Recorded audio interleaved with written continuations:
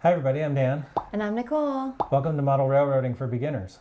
Welcome. So anyway, we've been meaning to do a tools video and I thought about it, and rather than do one big huge tools video, because there's all kinds of tools that we could talk about potentially, I thought initially we'd start with small hand tools that are the ones that I reach for the most when I'm doing modeling. And these are tools that could really not just apply to model trains. I do have a couple that are specific to model trains, but most of this stuff could be used for any kind of models, like model ships, model planes, model cars, whatever, or even crafting. There's a lot of overlap in tools, between different hobbies. Yeah, well, everything you do is very tiny though too, right? Right, so these are going to be mostly small tools. I think we'll do videos in the future with more what I think of as full-size tools. Full-size tools? Wait, are these the tools I can use? And then... Yeah. These are all tools that are designed to work on small stuff. So like, little screwdrivers, little pliers, little things. Not so much like tools you'd use to remodel your house. Which, right. It does look like the junk drawer has been flipped upside down on our table right now. Yeah. A lot of it. It does. So I'm excited. All right, cutting tools, take one. Yes, cutting tools. So right. I'll start with one of the first tools that I got when I was getting old enough to be trusted with sharp things. Well, I guess that is an important thing to talk about real quick, you guys, as we're talking about all of these tools. If you're young, please get parental permission before you just go look for these tools. Like, that's our little opt out, guys, please. Yeah. And I will I should say with any tools, always safety first. It's not worth injuring yourself to build a model. Yes. So always make sure that you're aware of where your hands are and where the tool is and what it's going to do before you start hacking away at something, because you can really hurt yourself. And I've hurt myself badly enough a few times.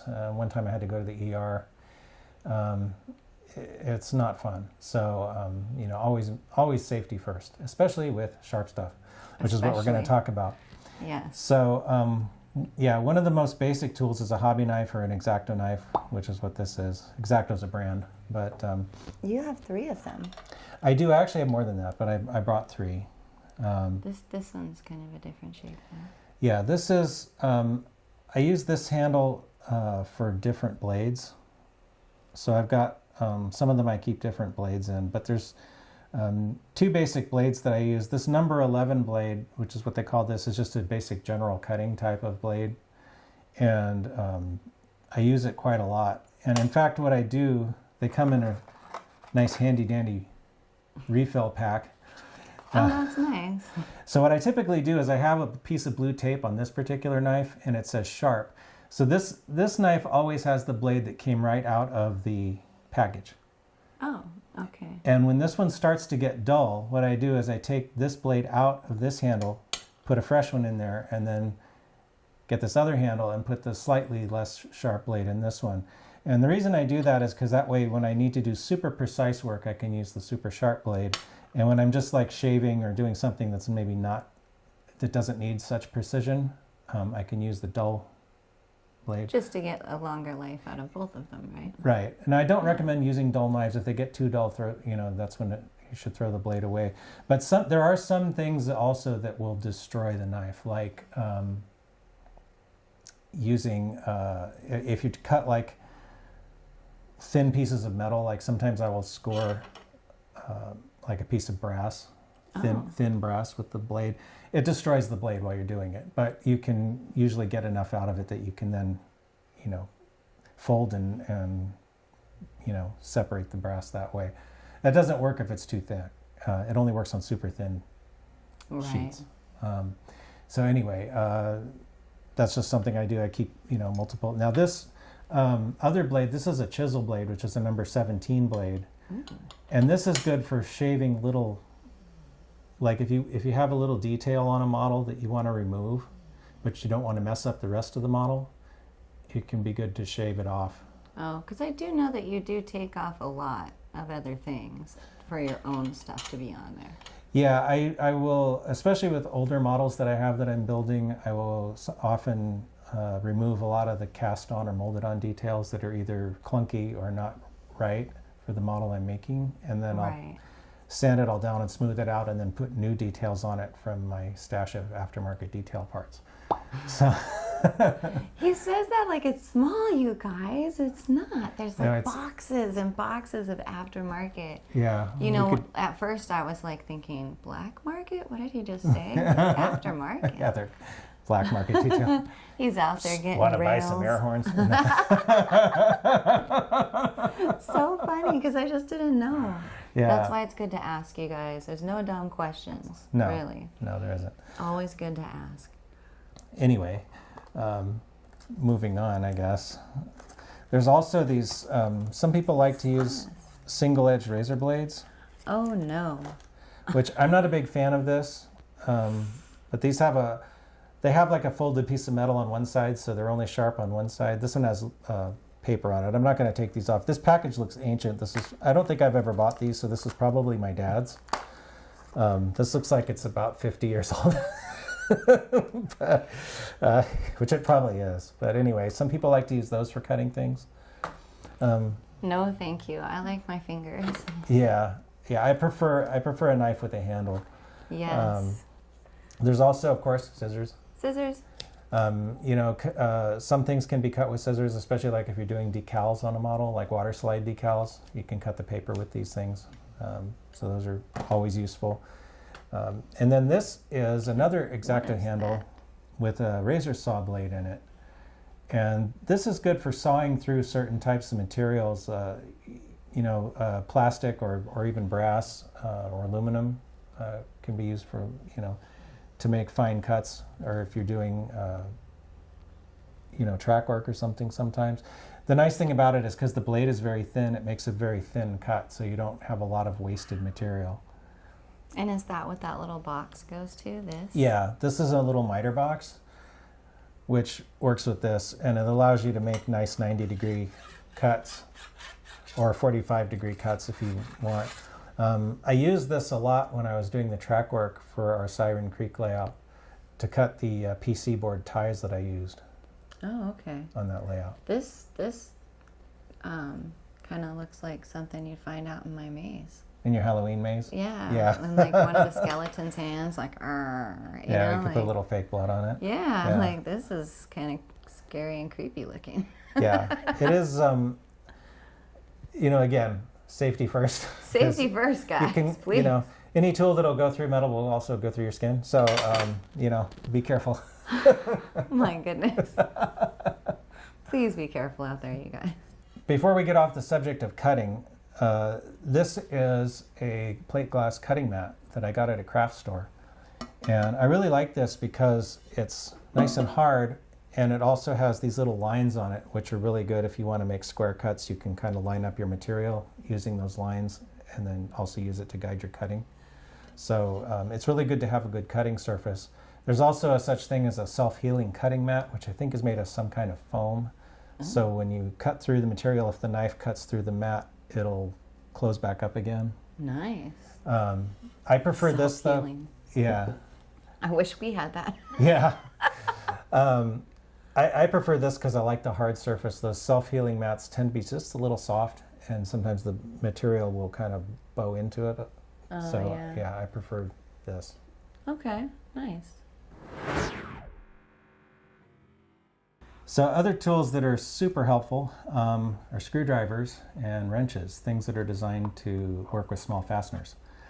Now, for modeling use, I highly recommend getting a set of small screwdrivers like these. These are, you usually don't find this stuff in a hardware store. You probably have to order it from somewhere. But these are like, super tiny. Like this is a super tiny little Phillips, for little tiny screws. That looks like eyeglass. Yeah, they would be useful for that as well. And there's like little flathead screwdrivers. Those are so tiny. They're very tiny. Because a lot of model trains are put together with small screws. I would say screws are probably screws and clips are the most common fasteners. And small flat blade screwdrivers are also really good to pry those clips open when you need to pry clips open to get a train apart if you need to lubricate it or work on it or something like that. So those can be really helpful. I will say sometimes the larger household size screwdrivers are also good for trains and other types of things, because sometimes you will see some bigger fasteners which are in the, like if you went to the hardware store, they'd be the tiniest ones you could see, but for the model world, they're bigger. I will say one thing about like a Phillips.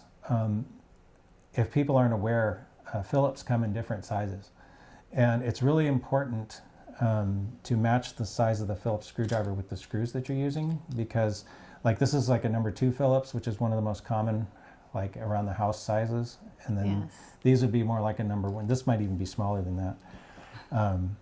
This is like a number 1 Phillips, and because if you use the wrong one, it'll likely strip the screw. Yes. So it's really important to do that. This little one is kind of neat because it has interchangeable heads. So it's got this is a super tiny Phillips, and this is a little bit bigger one. And it's also got in the back, it's got all these other little things you can put in there. Oh yeah, that's very nice. There's even some Torx bits in here which look like a little star. So there's different things. I would say Phillips and flatheads are the most common things you'll see in most like model trains. But sometimes you see hex heads too, which like these are little hex drivers. And then you also have this type of stuff, which are like Allen wrenches or hex wrenches. And these are really good. This is a whole set of them. This one's kind of nice because it's got metric on one side and the fractional American sizes on the other. There's also ones like this, which like are the same kind of thing, but it's in this little sort of flip up Swiss Army knife kind of deal, with all these different hex wrench sizes in it. But I do like this one because it does have bowl. Yeah, I like that one a lot too because it's got so many sizes in it. And I try not to lose them. I've been really careful not to lose ones out of there. I would recommend with these little things, if they do come in a set like that, put them away when you're finished, because if you lose them, or then they scatter to the winds. Yeah. I also have these cute little wrenches. This is like a 1/4 inch crescent wrench. This is like a 5/16. They're so small. And this is a little tiny adjustable wrench. Wow, that's so cute. Yeah, isn't that cute? That's just adorable. That'd be like those people that make those hats with the tools on them. They could use this. Oh yeah, they could. They could. So yeah. I mean, this one would be a little long. It'd have to be on the side. Yeah. That is super tiny and cute, though. My goodness. Yeah. It makes my hand look really big. I'm serious. Yeah. I have like the smallest hands, but it makes my hand look really big. But anyway, I would say that the thing I said about Phillips screwdrivers goes for wrenches and hex wrenches too. You want to use the exact right size, because if you use the slightly wrong size, you can strip out the fastener. So, but when it comes to this guy, because he's, adjustable, it does feel like sometimes he still has a tendency to strip. Yeah, I would only... Adjustable wrenches are okay for if you can't get anything else to work. Okay. But I would try to, if you have the right size wrench, I would use that and not use the adjustable unless you can't get anything else on there. Okay. These do have their uses, but I would not recommend just using an adjustable wrench on everything, because they do tend to, sometimes they get a little out of whack, and then it'll end up rounding off the corners of the nut, and then it just makes your life hard. Right. So, yeah. That makes it difficult. Yeah. Okay, so now I want to get into pliers and cutting pliers and other things that are sort of like that. This is just a regular old pair of household pliers, which are kind of big for a lot of modeling work, but sometimes still useful. Okay. More often, I will use small pliers like these, the Needlenose Pliers. Oh, yeah. These are pretty good. I will say that with Needlenose Pliers, this pair is like one I got when I was probably a teenager, and these are really old now. But these have lasted really well because these are made of actual steel. Oh, And nice. I think these are too. I bought these recently. This one has really thin jaws, and this one has jaws and a little cutting thing too. So you can also use it to cut small wires and things. I'll talk about those in a second. Those are Okay. special. Yeah, look at that. So Sorry. it's okay. These are some Needlenose Pliers from Xuron, if that's how you say that. But these are cast metal, and I've actually broken these before trying to grab something and turn it. It actually just bent the jaws.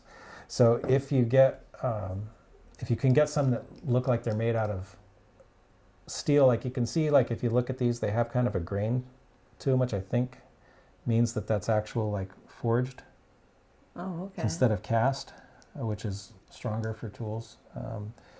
Because then you can actually really, put some muscle on it, and you're not going to destroy the tool in the process. Not that you always have to use brute strength on a model, but sometimes you get a stubborn something, So and these are good for a lot of things. Needlenose pliers, I use them to grip things. I even use them to if I'm hand laying track that has spikes, I use them to push the spikes in. Oh, okay. Because it's a little more controlled and doesn't bend them so much as trying to hammer them in or something. Oh. So anyway, there's a lot of uses for pliers, and these are special pliers. These are sort of a model railroading thing. These are from Katie. They're trip pin pliers that are designed to adjust the trip pins on Katie couplers. Oh. But these are, I think, I've seen jewelers and other people use pliers like these. I think they're called loop pliers or bending pliers sometimes, or I don't know. But anyway, they're basically, what they have is they have a channel on one jaw, and then the other one is basically round. So if you put a piece of wire in there, it will round it. Oh, okay. So you can use these with the Katie couplers. You can use them to either, depending on which way you put the trip pin in it, you can either squeeze it tighter together so it raises the pin, or you can squeeze it the other way and it'll lower the pin. Oh, all right. So it's good to have, especially if you use magnetic uncoupling. Then there are pliers that are cutting, basically cutting tools like these. This is a special set of shears for photo etched parts. So when you want to take the little, there's a lot of models these days. Photo etch parts aren't just for model trains. I know there's model airplanes kits that have them, and I think there's aftermarket stuff. I don't do model airplanes anymore, but my friend Mike does, and he talks about them sometimes. Yeah. And I think for model ships and other things, they have that stuff too. So you basically can use these to cut the photo etch parts off of the little frets that they come on. Okay. And then, And those are special? yeah, these are special just for that purpose. Did you get them from one of the train places? I think so. Either that, or I either got these at the train shop, or I got them from maybe Micromark, which is an online company that sells a lot of tools. Oh, okay. These are also from Xuron, but these are. I wasn't trying to bash Xuron tools. I'm just saying that for certain uses, don't really muscle them. Because they're not made out of steel. Yeah, at least these particular ones aren't. I don't know about these. May be a little tougher because they're designed to cut metal. But anyway, and then there's, this is another Xuron tool. These are specialized shears for cutting plastic off of sprues. Like if you have, a lot of model kits, they'll come with something like this, where you have parts that are on these sprues, and you want to cut it off without damaging the part. So you can just, very carefully snip them, and it leaves very little, they're flat on one side, so it leaves very little stuff to clean up. And it's a pretty gentle cutting action, so it won't usually break the part. So these are really handy if you work with models that have a lot of little delicate plastic parts. But don't ever use them on anything but plastic, because that'll wreck the blades. Okay. Good to know. Yeah. And then there's other cutters like this. These are another Xuron cutter. These are just some side cutters for. These are good for track, model track, and other soft metals, like brass or phosphor bronze or something like that. And then of course you have your more like hardware store kind of, these are some wire cutters from the hardware store, and the ones I really like are these. This is, these will cut through just about anything.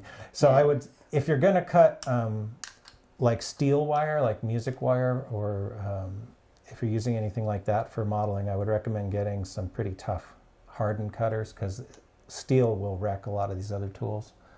Good to know. Yeah, softer metals like brass, you can generally mostly okay usually. Okay. So anyway, lots of cutting pliers, and then there's also wire strippers, which are sort of like a kind of a plier. These will do a lot of different things. These cut wire, and they'll also do crimping. Like if you have these little, I use some of these on the Siren Creek as well. These little crimp connectors. You can crimp them on the end of a wire and then use a screw to screw them down on a screw terminal. And that's when you're wiring the underneath of your of your layout. Yeah, because this will strip. It's got like different gauges of wire that it'll strip, and then it crimps, and it does a bunch of stuff. It'll even cut small screws. So. Oh wow. And this one is a smaller version that only strips and cuts, but this has wire sizes down to like 30 gauge, from 22 to 30 gauge, whereas these only go down to like 22, because these are more like a household kind of a thing. Oh, okay. Okay, and these are more for like modeling. Okay. So if you want to strip really small gauge wire, you can use something like that. Nice, good to know. Yeah, and then there's also, I'll throw these in here too, because they're all kind of squeezy things. Tweezers. Squeezy things. Yeah. I'm interested in those squeezy things. Okay, well, I'll talk about these first. These are just some regular tweezers, like you could get at a drugstore for, sometimes you can find these in the cosmetics aisle, and also these, which are like a little sharp little tweezers. Those are super pointy. Yeah, so you can find like usually like in, if you go to Walgreens or Target or somewhere, and you look in the cosmetics section, they will have little tweezers like this that are usually pretty grippy. So you can these are really good for little tiny parts, if you want to hold them while you're trying to position them or something. And then these are sprung tweezers, which most tweezers, they normally are open and you squeeze them to close them. Right. These are the opposite. These are normally closed and you squeeze them to open them. That is so interesting. Yeah, so what these are good for is holding parts that you want to do something to. Oh, like when you're trying to fuse it to the train itself and you need to like do the little... Yeah, or like pretend this is a part. I can, put it in there and hold it, and then I could glue something to it, or I could paint it, or, whatever you want to do. Okay. So it's kind of like they make good holders for things. I use these a lot the reason why these have so much paint on them is because I use them a lot when I'm painting. It looks like it, yeah, for Yeah, sure. like I'll put a small part, I'll clip it in here, and then I'll hold it here, and then I'll, paint up here, and I don't get paint all over my hand that way. Mm. So. These are cool. Yeah. These actually came with a scenery kit that I bought, I think from, I don't know, one of the companies that makes realistic looking little trees. Oh, nice. And it was a whole kit, and it came with a few of these and some other things. But I've used these for lots of stuff since then. That's nice, useful. Yeah, very useful. So next we'll move on to files. This is kind of a larger file that you'd find like maybe in a hardware store. And this one's triangular. These are good for all kinds of uses, especially like if you want to file little metal parts, or sometimes models come with white metal castings. Oh. And files are really good for cleaning those up because they usually have a lot of flash on them. So you know little mold lines and things, you generally need to clean them up, and files are a good way to get that done. I have a couple of sets here. This one actually says diamond file, so it must have like industrial diamond coatings. But what's kind of cool about this one is it came in different grits, basically. Like usually the higher the number, the finer it is. So A 180 is fairly coarse, and then 260 is kind of in the middle, and then 360 is finer, so you can kind of, start with the rougher one and then proceed to the finer ones to finish something. And then there's this other set of files. These are needle files, and they come in, what's neat about these is they come in all kinds of different shapes. So there's like round ones, and there's a square one, and there's a couple of flat ones, and I think a triangle, and then some of them are kind of like football shaped. And depending on what you're doing, you can use these to, work in little spaces. So, Okay. and then they also have these handles, which I confess I don't use this that much, but you can put the needle file into the handle and then tighten it, and then you have a handle to use the file. To file, that's Yeah. nice. But you don't use it that much. No, I usually just hold it like this because I just pull it out and then put it, Because it's pretty quick when you're using for the files, right? Yeah. It doesn't take that long. Yeah, and I mean, it already has kind of a built-in handle here, so it's not like it's that big of a deal to just hold it. But I guess if you wanted the bigger handle, you could use it. Okay. So sort of related to filing is sanding. So I thought I'd talk about sandpaper. Now they do sell, sometimes in the hobby shop you'll see a little thing. It's like in a little blister pack, and it has these little squares of sandpaper, and it's like 8 sheets or something, and each one's a different grit, and they're all about this big. Don't buy that. You're much better off going to a hardware store or an automotive store and getting some good sandpaper that's like this. I prefer the black sandpaper because it can be used wet or dry. So nice. Wet sanding sometimes gives you a little better polishing effect. But it comes in all different grits, and you can get either this size, which is kind of for like a sanding block, or or one of those. Sometimes a power sander will use sheets like this, certain ones. Mm-hmm. But or these, which are just like a full sheet. And what I do is I cut them into little pieces like this, and then I write on the back what the grit is, and then I use these to sand little parts, and then when one wears out, I just get another one of these. And you can get a lot of this out of a big sheet like this, so it's very economical versus buying those little things at the hobby store. Save you some money and some time. Yeah, so I like to do that, and that's kind of what I use to sand a lot. I've also recently started using some of these sanding sticks. These are micro mesh, they call it. That's kinda And these cool. are like little foam sticks with different grades of sandpaper on both sides, and they come in different grits, all the way from fairly coarse to so fine you can barely feel that it's sandpaper. And these can be good for getting in little areas sometimes. Yeah, I like that it says dual angle on it too. Yeah, and they're kind of shaped in a way that you can kind of stick them in little nooks and crannies sometimes. So That's really cool. been starting to use these. And then they also have, I think I got those from Micromark, and these too. These are little sanding pads, and what's cool about these is these go into super fine grit. Like here's a 4,000, here's a 12,000. Oh, wow. This is 12,000 is like so fine it feels like it's just soft. It's so soft and smooth. Yeah. So this is more for like polishing. Like if I'm working on a model that I'm going to paint, typically I won't go beyond like 600 grit. Because usually what you're going to do is you're going to do your coarse sanding with the rougher paper, which could be like a 220 grit or a 320 grit. I don't usually go any coarser than that for plastic, because it just puts too many scratches in it. But then you go down, after the 320 you go to 400, and after 400 you go to 600, and you just keep polishing out the scratches to get it smooth. And usually if you're going to paint it with regular paint, that's about as far as you need to go. If you're doing like a model airplane with a metal finish, you might want to go finer than that, because that will show more stuff than just regular paint will. Okay. I don't do that kind of stuff anymore, but that would probably be a good idea for that. And then the other thing that you can use these for, which is kind of cool, is for clear plastic. a while back made an attempt to remove molded on windshield wipers from one of my trains.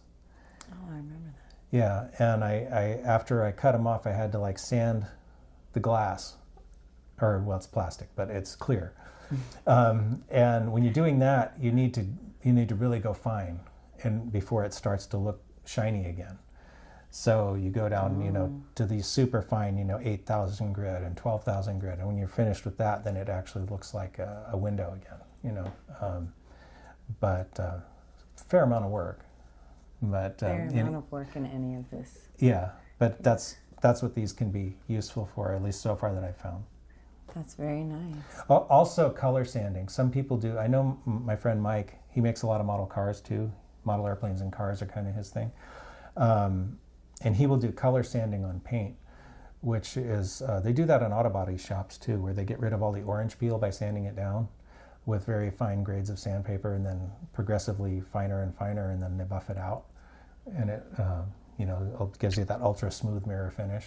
Nice. So that's not something you typically need to do with a model train, which is normally going to look, kind of dirty and everything. It's not going to be like chrome. But, depending on what you're building, that can be useful. Right. Yeah. Okay, awesome. As I was editing this video, I realized it was getting pretty long, so I decided to cut it into 2 parts. We'll be back with part 2 next month. If you like this video, then please like, comment, share, and subscribe. Stay tuned, and thanks for watching.